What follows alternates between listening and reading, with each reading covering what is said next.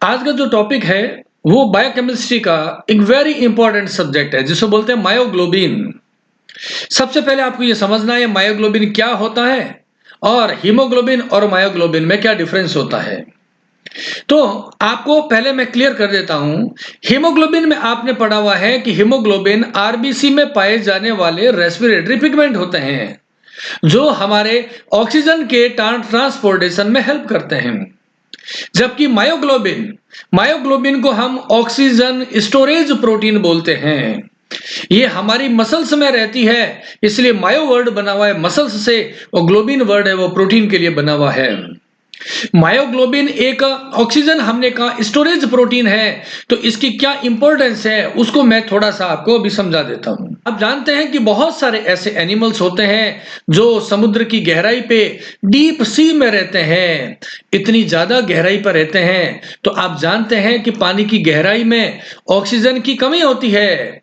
तो ये deep sea animals हैं, अपना सर्वाइवल कैसे करेंगे? तो ये डीप सी एनिमल्स क्या करते हैं, इनकी स्किन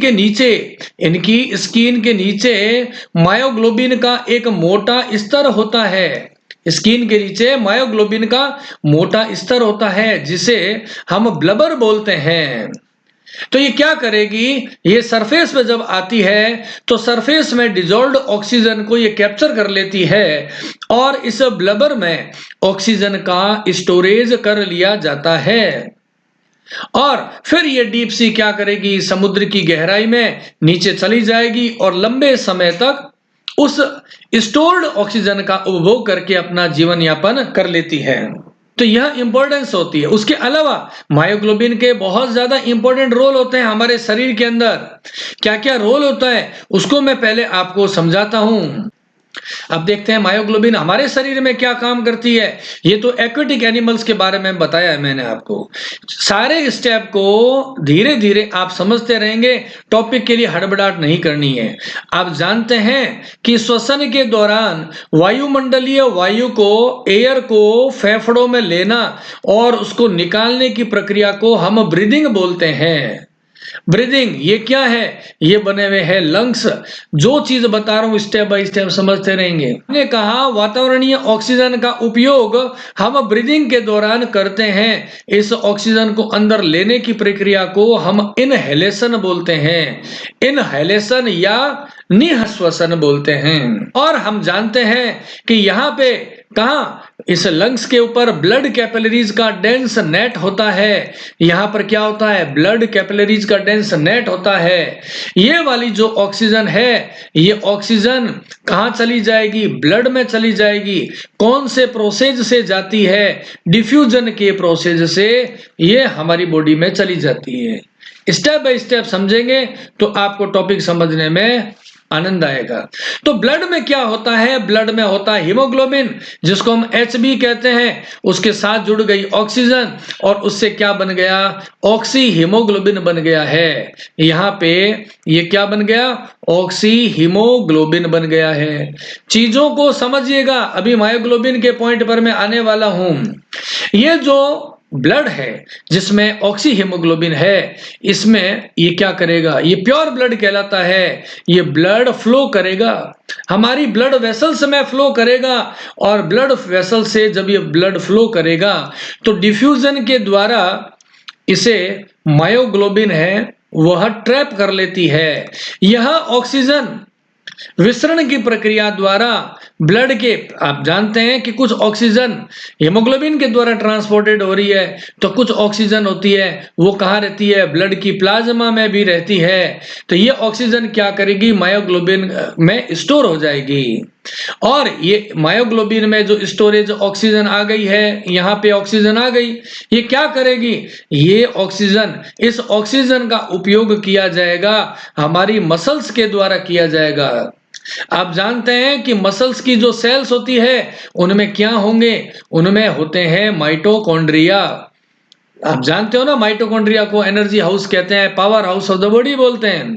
तो इस माइटोकॉन्ड्रिया को रेस्पिरेशन के लिए ऑक्सीजन चाहिए। तो इस माइटोकॉन्ड्रिया में इस ऑक्सीजन के प्रभाव से क्या होगा, एनर्जी का उत्पादन होगा।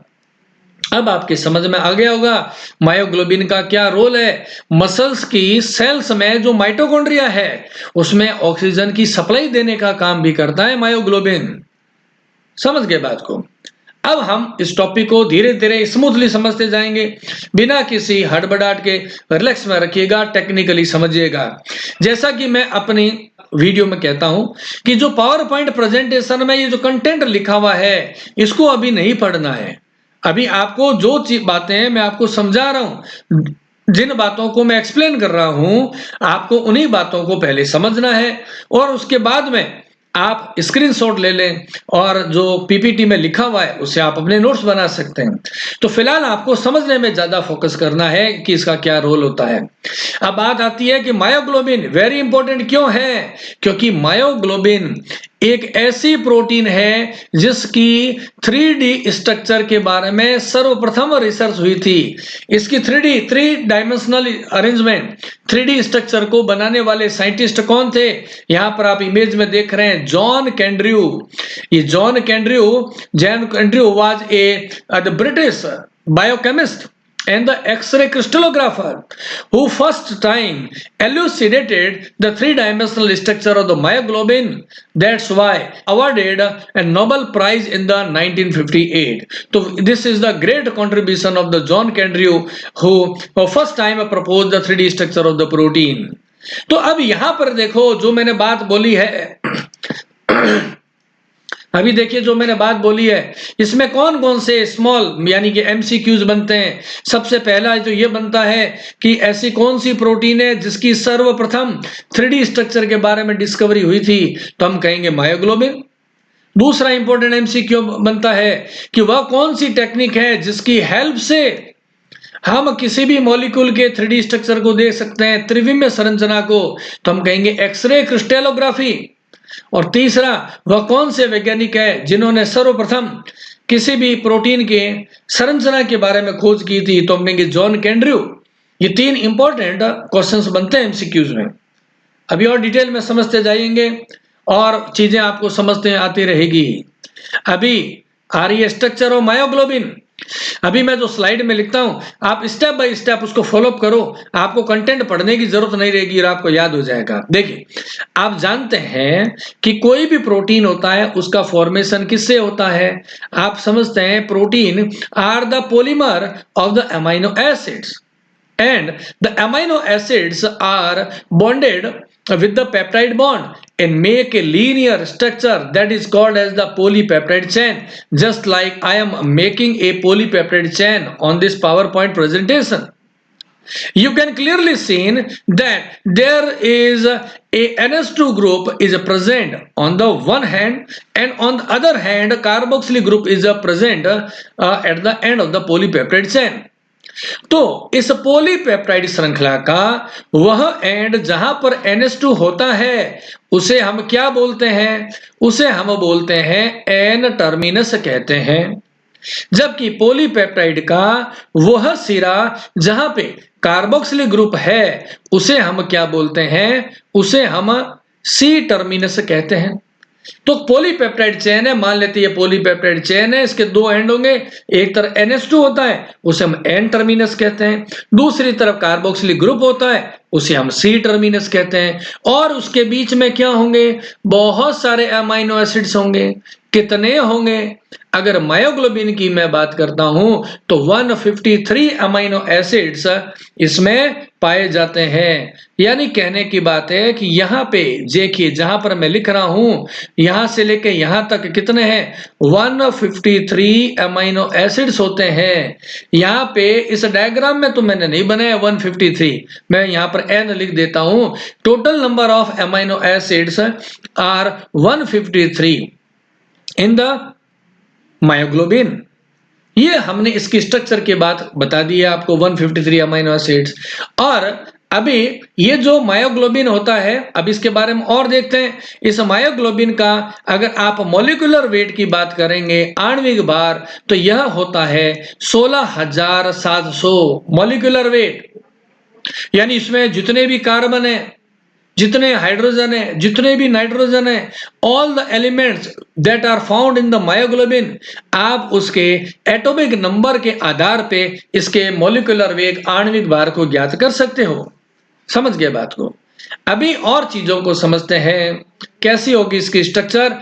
मैंने फिर कहा आपको अभी ये साइड में लिखा हुआ नहीं पढ़ना है, जो जो मैं डायग्राम ड्रॉ करता हूं उसको आप समझिएगा, सारा टॉपिक समझ में आ जाएगा। अभी मैंने केवल 3 बातें बताई है, N terminus, C terminus, 153 amino acid and 16,700 molecular weight. अब देखो, ये जो 153 अमीनो एसिड्स है, ये कैसे होंगे? अल्फा हेलिकली कॉइल्ड होते हैं। कैसे? देखो, ऐसे अल्फा हेलिक्स बनाएगा, फिर अल्फा हेलिक्स नहीं है, सीधा स्ट्रेट चेन है, फिर अल्फा हेलिक्स बनेगा, फिर स्ट्रेट चेन आ जाएगी, फिर अल्फा हेलिक्स बनेगा, फिर स्ट्रेट चेन आएगी। ऐसे अल्फा हेलिकली कॉइल्ड होती है। लेकिन ये कॉइलिंग कैसी है? ये कॉइलिंग सेगमेंटेड है। देखो 1 2 3 4 5 6, ठीक है ना? ये मान लेता हूं मैं 7 नंबर, ये मान लेते हैं 8 नंबर, ऐसे इसमें 8 सेगमेंट्स होते हैं। समझिए बात को, जो जो मैं बातें बता रहा हूं उस पर फोकस करो। 8 सेगमेंट्स है, उसको हम कैसे रिप्रेजेंट करते हैं? देखो, पहला सेगमेंट हो गया ए बी सी डी, ये हो गया ई, इसके ऊपर ये एफ, उसके बाद में जी सेगमेंट और एच सेगमेंट। तो हम कहेंगे कि इसमें टोटल सेगमेंट्स कितने हैं? हम कहेंगे 8 सेगमेंट है। इसको किससे डिनोट करते हैं? हमने कहा ए से लेके एच तक डिनोट करते हैं। सारी स्ट्रक्चर कैसी कोइलिंग है? हम कहेंगे अल्फा हेलिकल कोइल्ड होते हैं। अल्फा हेलिकल कोइल्ड स्ट्रक्चर होती है। स्टेप बाय स्टेप चलना है। Single polypeptide chain composed of 153 amino acids that are alpha helically coiled in the 8 segment means a polypeptide chain is coiled around an imaginary axis। एक काल्पनिक अक्ष के चारों ओर polypeptide chain coiling करती है, लेकिन कोइलिंग एक स्ट्रेट नहीं है, बीच बीच में से कुछ अनकोइल्ड रीजन रहे हैं, कुछ अकुंडलित भाग है, जिससे हमें इसमें 8 कोइल्ड पार्ट, कुंडलित भाग दिखाई दे रहे हैं। समझ गए बात को? अब क्या होगा? स्टेप बाय स्टेप जैसा मैं समझाऊं, केवल आपको उतना उतना समझते हुए जाना है। अब देखो, ये अल्फा हेलिक्स है, ये क्या करेगा? अपने ऊपर ही कुंडलित करेगा। जैसे मान लेते हैं कोई रस्सी होती है, हम उसको चारों ओर से लपेट के एक रस्सी का गोला बना देते हैं। ऐसे ही ये पॉलीपेप्टाइड चेन क्या करेगी? अपने ही ऊपर क्या होगी? कोइलिंग कर लेगी। कैसे कोइलिंग करेगी? ये तो आप देखो, मैंने एक इमेज लगा रखा है नीचे, इसमें आप देखेंगे मैं निशान लगा रहा हूं। जैसे अल्फा हेलिक्स था, ये सीधा बन गया, ये इसका एक सेगमेंट हो गया, उसके बाद में ये हो गया दूसरा सेगमेंट हो गया, फिर उसके बाद देखेंगे ये तीसरा सेगमेंट है, फिर ये क्या हो गया? चौथा सेगमेंट है, ये 5th नंबर सेगमेंट है। ऐसे अपने ही ऊपर ये जो मैंने स्प्रिंग जैसी स्ट्रक्चर बनाई है, अपने ही ऊपर लिपटी हुई रहती है। देखिए, बायोकेमिस्ट्री के डायग्राम तो 3D होते हैं, मैं आपको समझने के लिए 2D फॉर्म में बना रहा हूं। जैसे मान लेते हैं ये हो गया अल्फा हेलिक्स, पहला सेगमेंट हो गया, उसके बाद में क्या हुआ? ये हो गया दूसरा अल्फा हेलिक्स आ गया, फिर हम मान लेते हैं कि यहाँ पे आ गया तीसरा अल्फा हेलिक्स हो गया, उसके बाद में मान लेते हैं यहाँ पर आ गया चौथा अल्फा हेलिक्स हो गया, फिर ये हो गया मान लेते हैं कि 5 नंबर अल्फा हेलिक्स है, फिर ये हो गया 6 नंबर अल्फा हेलिक्स, फिर मान लेते हैं यहाँ पर 7 नंबर अल्फा हेलिक्स हो गया, और फिर ये क्या हो गया? 8th नंबर अल्फा हेलिक्स हो गया। ऐसे ये अल्फा हेलिक्स जो हमने ऊपर स्ट्रक्चर में बनाए, जिसको हमने मार्किंग दी थी ए बी सी, ठीक है ना? यहाँ पर आ गया डी हो गया, ये हो गया ई सेगमेंट है, यहाँ वाला एफ सेगमेंट हो गया, उसके बाद में ये बीच में हो गया जी, यहाँ पर हो गया एच। ए से एच सेगमेंट की ये जो स्प्रिंग बनी हुई है, सेगमेंटेड बनी है, ये अपने ही ऊपर बना करके एक क्या बना लेगी? ग्लोबलाइज स्ट्रक्चर बन जाएगी। इसको आप देखेंगे तो ये गोला बन गया है, यानी कि ग्लोब लाइक स्ट्रक्चर बन गई है, ग्लोब लाइक अपीयरेंस इसके अंदर आ रहा है। अब क्या होगा? ऐसा जैसे ऊन को लपेट के हम गोला बनाते हैं, ऐसा गोला तो बन गया, इस गोले के अंदर एक खाली जगह बची हुई है।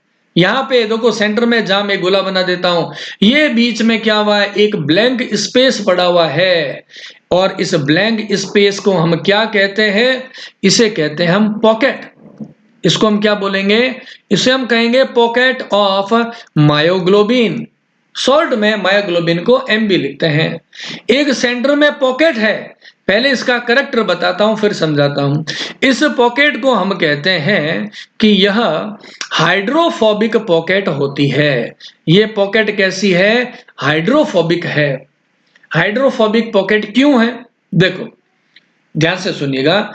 आपने पता है on the basis of affinity with the water molecule there are two types of the amino acid that are the hydrophobic and the hydrophilic amino acids. वे अमाइनो एसिड देखो मैं नीचे जहां पर लिख रहा हूं, जैसे एग्जांपल के लिए मैंने कहा एस्पार्टिक एसिड है। एस्पार्टिक एसिड में साइड चेन कैसी होती है? CH2COO- होते हैं। ये साइड चेन किसकी होती है? ये होती है एस्पार्टिक एसिड की साइड चेन है। सिमिलरली यहां पर मैं लिख देता हूं अगर CH2CH2COO- तो ये साइड चेन किसकी है? ग्लूटामिक एसिड है, उसकी साइड चेन है। मैं तो आपको एग्जांपल बता रहा हूं। ऐसे ही हमारा कहने का अर्थ यह है जो आयनिक अमाइनो एसिड होते हैं वो वाटर से अट्रैक्ट होते हैं।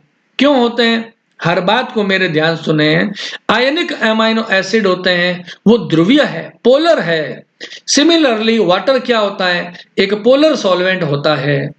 तो पोलर मॉलिक्यूल्स जो कि आयनिक फॉर्म में होते हैं वो वाटर के साथ अट्रैक्ट होते हैं, उनको हम हाइड्रोफिलिक कहते हैं या जल स्नेही मॉलिक्यूल्स बोलते हैं। लेकिन आप जानते हैं कि प्रोटीन में जैसे कि हम बात कर रहे हैं valine, isoleucine, leucine, a number of amino acids that are the hydrophobic in nature. बहुत सारे अमाइनो एसिड है जो पानी से दूर भागते हैं, वाटर से स्नेह नहीं रखते हैं, उन्हें हाइड्रोफोबिक कहते हैं। और आप जानते हो कि किसी भी, देखिए मेरी हर लाइन का कारण है, ध्यान से सुनना है। हम जानते हैं कि किसी भी सेल में जो साइटोप्लाज्म होता है, कोशिका द्रव्य, उसका अधिकांश भाग किसका बना होता है? वो बना होता है वाटर से बना हुआ होता है। तो जब किसी प्रोटीन की पैकिंग होती है तो प्रोटीन की पैकिंग इस तरह से की जाती है कि उसके बाहर की ओर हाइड्रोफिलिक अमाइनो एसिड रहे जबकि अंदर की ओर हाइड्रोफोबिक रहे, ताकि वह प्रोटीन स्टेबल बन सके। इसी तरीके से पैकिंग के कारण मायोग्लोबिन के अंदर जो कैविटी बनी हुई है जिसको हम पॉकेट बोलते हैं वो हाइड्रोफोबिक होती है, क्योंकि इसके अंदर हाइड्रोफोबिक अमाइनो एसिड्स होते हैं। ये वाली जो हाइड्रोफोबिक, अब देखिए मैं आगे लिखता जा रहा हूं उसको ध्यान से सुनिए। इस हाइड्रोफोबिक पॉकेट के अंदर सेंटर में क्या रहता है? इसमें रहता है एक हीम मॉलिक्यूल रहता है। इस तरीके से एक प्लेनर मॉलिक्यूल होता है जिसे हम हीम कहते हैं। ये हीम इसके अंदर सेटल्ड रहता है और इस हीम में जो आयरन पार्टिकल है वह किस अवस्था में है? फेरस अवस्था में है, अर्थात +2 ऑक्सीडेशन स्टेट में होता है। इसी Fe+2 की प्रेजेंस के कारण ही मायोग्लोबिन क्या करेगा? ऑक्सीजन के साथ में बाइंडिंग कर लेता है। और इसी हीम की आप देखेंगे यहां पर इमेज बना रखी है नीचे की तरफ राइट कॉर्नर के अंदर, जहां मैं HB हीम मॉलिक्यूल में लिख देता हूं, ये हीम मॉलिक्यूल होता है। और इस इमेज में देखेंगे बड़े से, जहां देखिए मैं अभी गोला बना रहा हूं, ये हीम मॉलिक्यूल है जो कि मायोग्लोबिन की पॉलीपेप्टाइड में, जो हम कहेंगे छोटी सी हाइड्रोफोबिक पॉकेट होती है, उसमें रहता है। तो जितनी बातें हैं जो साइड में लिखी हुई है उस पर ज्यादा फोकस नहीं करना, फिलहाल मैं जो समझा रहा हूं उसको देखना है, बाद में आप इसको पढ़ लेना। तो ये जब प्रोटीन ग्लोब लाइक स्ट्रक्चर यहां पर बन जाती है, अब मैं पूछ ले मायोग्लोबिन का डायमेंशन क्या है? तो हम ये कहेंगे इसका साइज होता है 45 angstrom multiplied 35 angstrom multiplied 25 angstrom, यानी कि 45, 35 और 25 डिग्री एंगस्ट्रॉम में लंबाई, चौड़ाई और ऊंचाई होती है। इतना ये ग्लोबुलर साइज का होता है। तो ये मैंने आपको सारी चीजें बताई है मायोग्लोबिन के प्रोटीनस पार्ट की। आगे की स्लाइड में हम समझेंगे हीम मॉलिक्यूल कैसा होता है और इसकी हम डिटेल को देखते हैं। देखिए अब यहां पर अगेन मैं आपको एक बात समझा देता हूं, यहां पे इस पीपीटी को पढ़ना नहीं है, ये बाद में आप पढ़ना। अभी मेरे पास में आपको इस टॉपिक को समझना है और स्टेप बाय स्टेप समझना है। आपको नीचे ये 3 स्ट्रक्चर दिखाई दे रही है, आपको लग रहा होगा बड़ी कॉम्प्लिकेटेड है, उसी को मैं बता रहा हूं।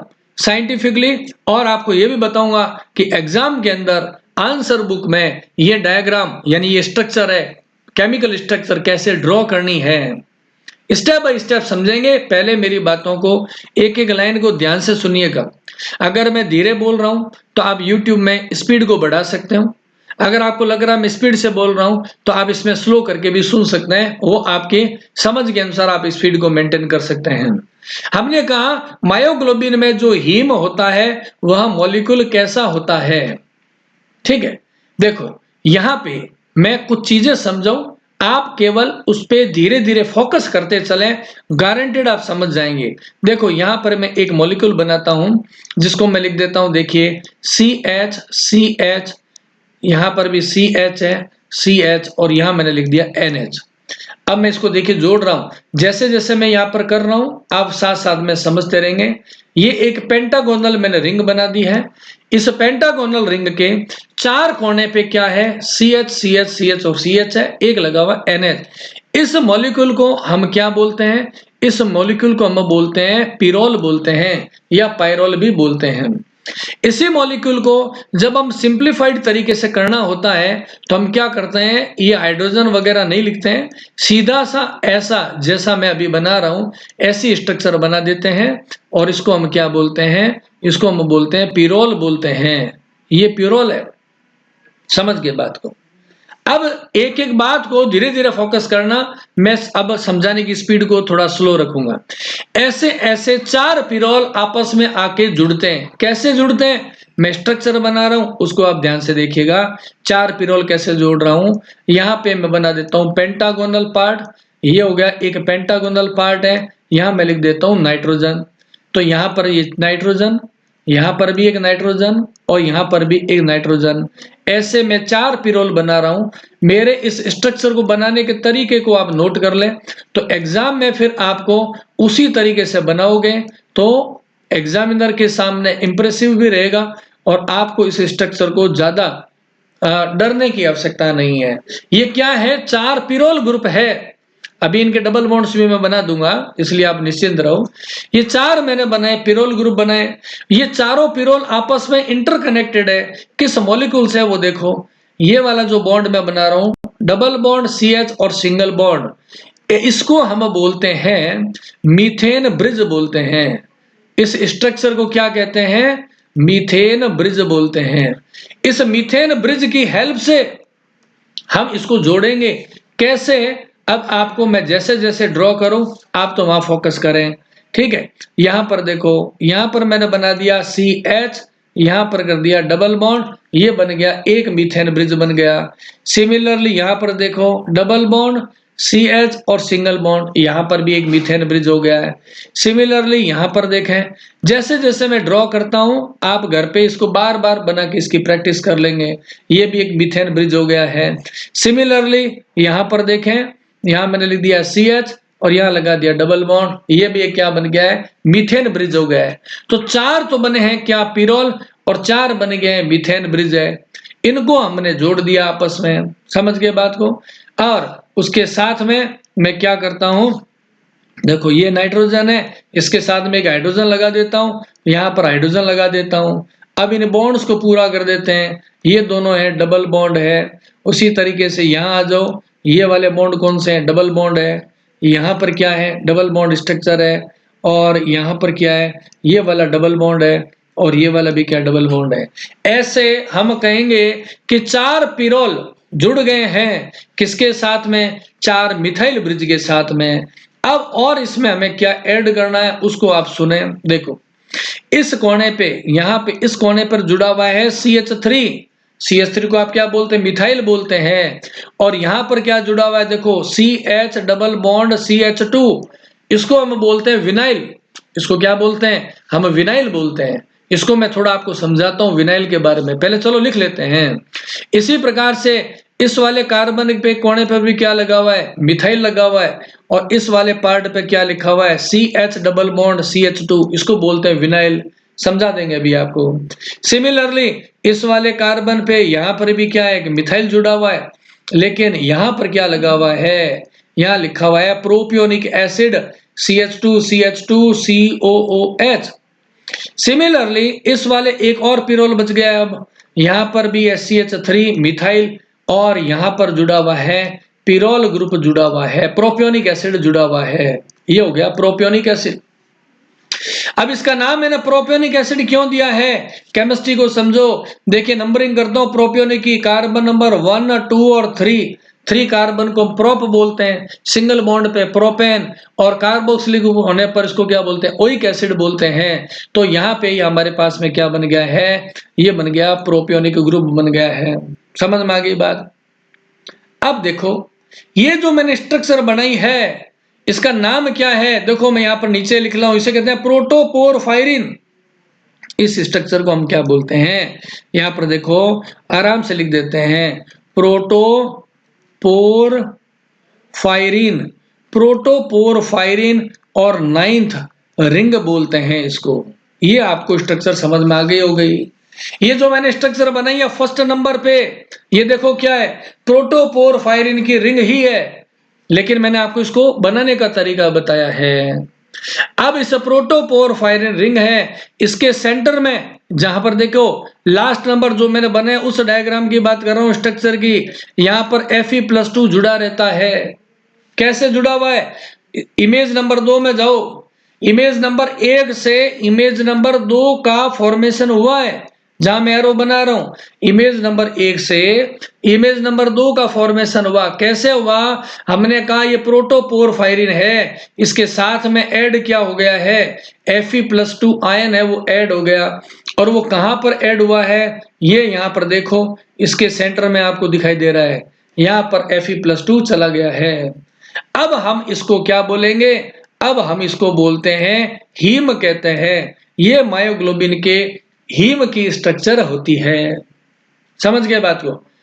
तो आपको ये स्ट्रक्चर को बनाना आना चाहिए। जब आप बायोकेमिस्ट्री मेरे से पढ़ रहे हो तो केमिस्ट्री नहीं आएगी तो बायोकेमिस्ट्री कैसे आ सकती है, टेक्निकली समझना है। और ज्यादा मार्क्स लाने के लिए वेरी इंपॉर्टेंट बात क्या होती है, जब तक आप केमिकल स्ट्रक्चर नहीं बनाएंगे तो आपके अच्छे मार्क्स नहीं आ पाएंगे। ये कोई रॉकेट साइंस नहीं है, रिलैक्स में पढ़ेंगे तो समझ में आ जाएगा। अभी मैं आपको ये समझाता हूं और इसकी डिटेल को, अभी जो लिखा हुआ है मैं उसको हटा देता हूं क्योंकि आप इसको समझ चुके हैं और नोट कर चुके हैं।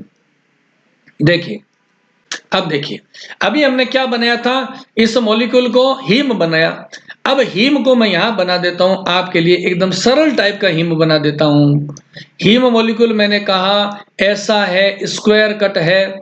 हीम एक प्लेनर मॉलिक्यूल है, हमने कहा इसके सेंटर में क्या है, Fe+2 चार्ज होता है, ऐसा प्लेन है।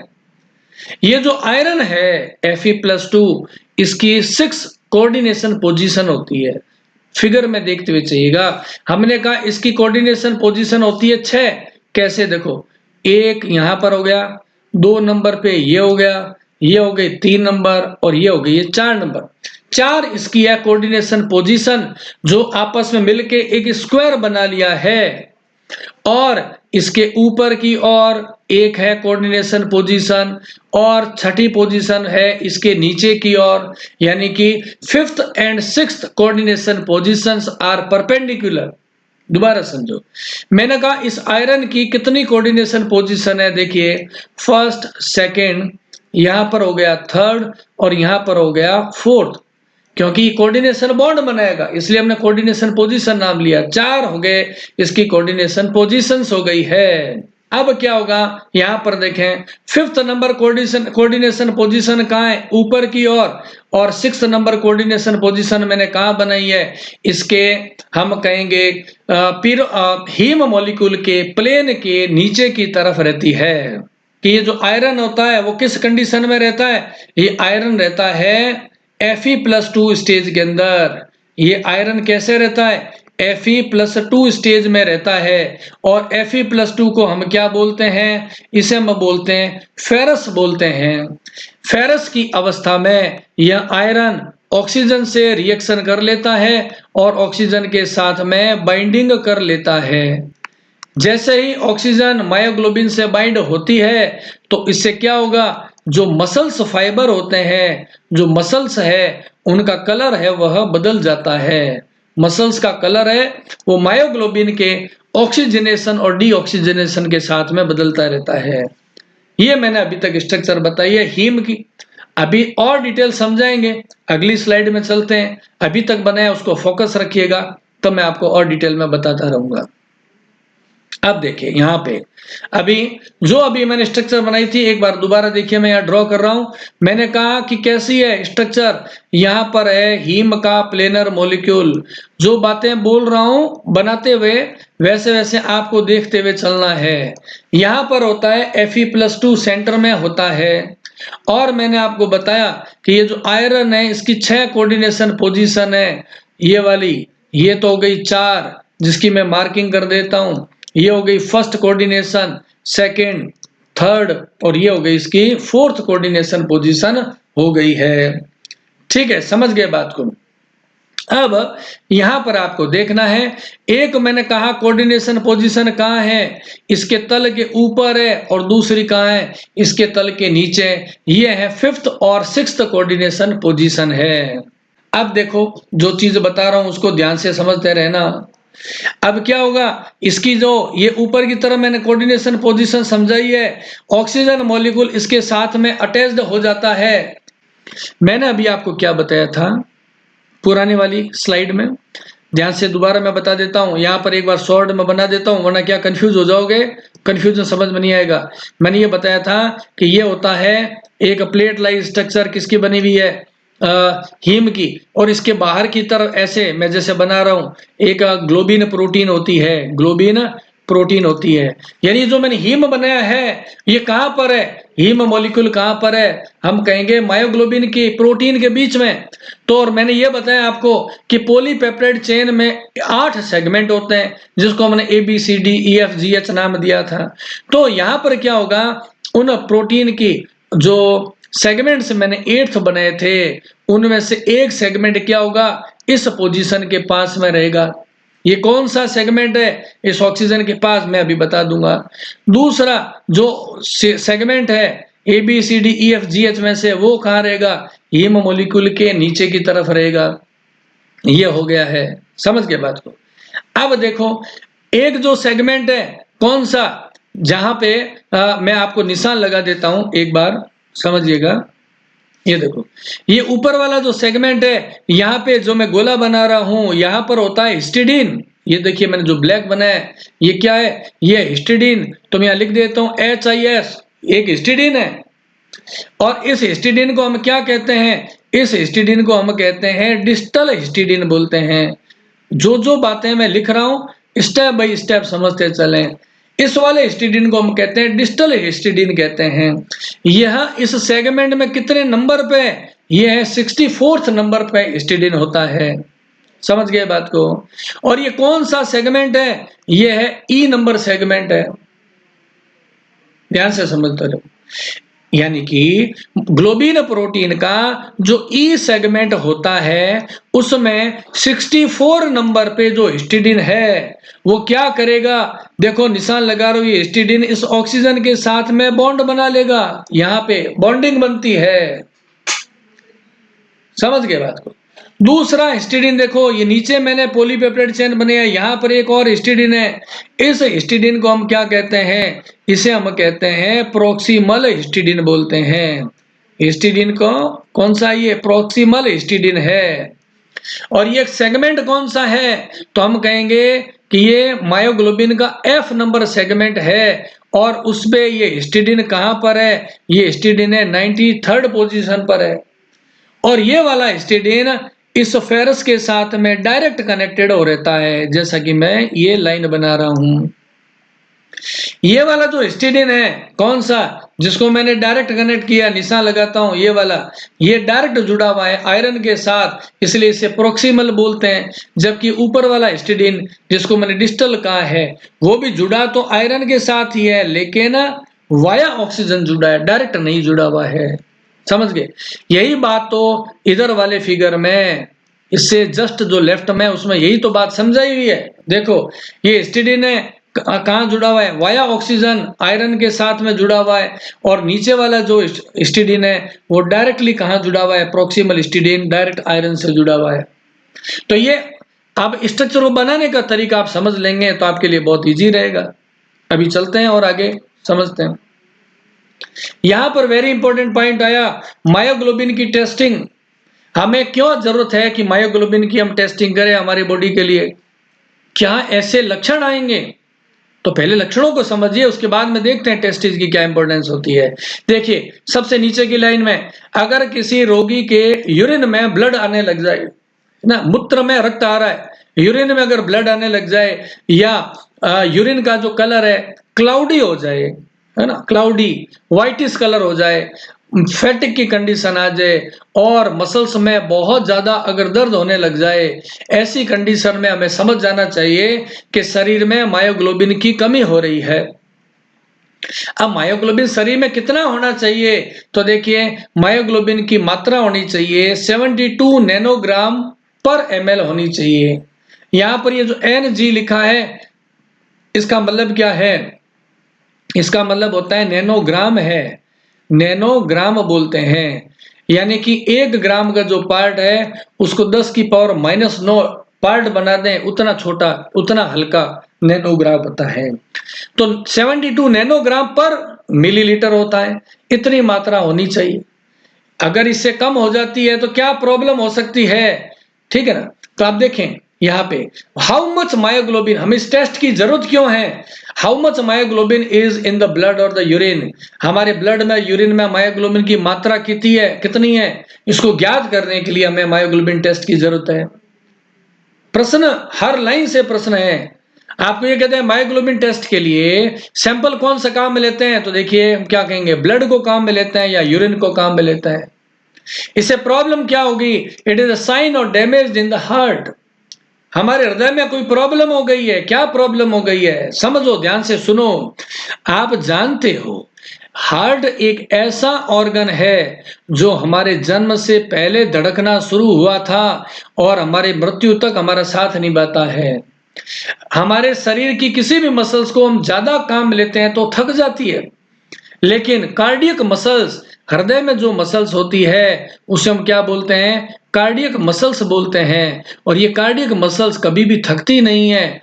ये क्यों नहीं थकती है? क्योंकि इसको कंटिन्यूअस क्या होता है? ऑक्सीजन की सप्लाई मिलती रहती है।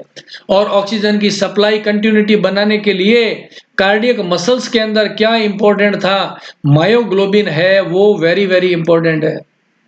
अगर व्यक्ति के शरीर में, ध्यान से समझो और बातों को सुनो, कि अगर मायोग्लोबिन की कमी हो जाएगी तो ऑक्सीजन की सप्लाई कम हो जाएगी, ऑक्सीजन की सप्लाई कम होगी तो कार्डियक मसल्स में थकान हो जाएगी और हार्ट है वो कमजोर हो जाएगा।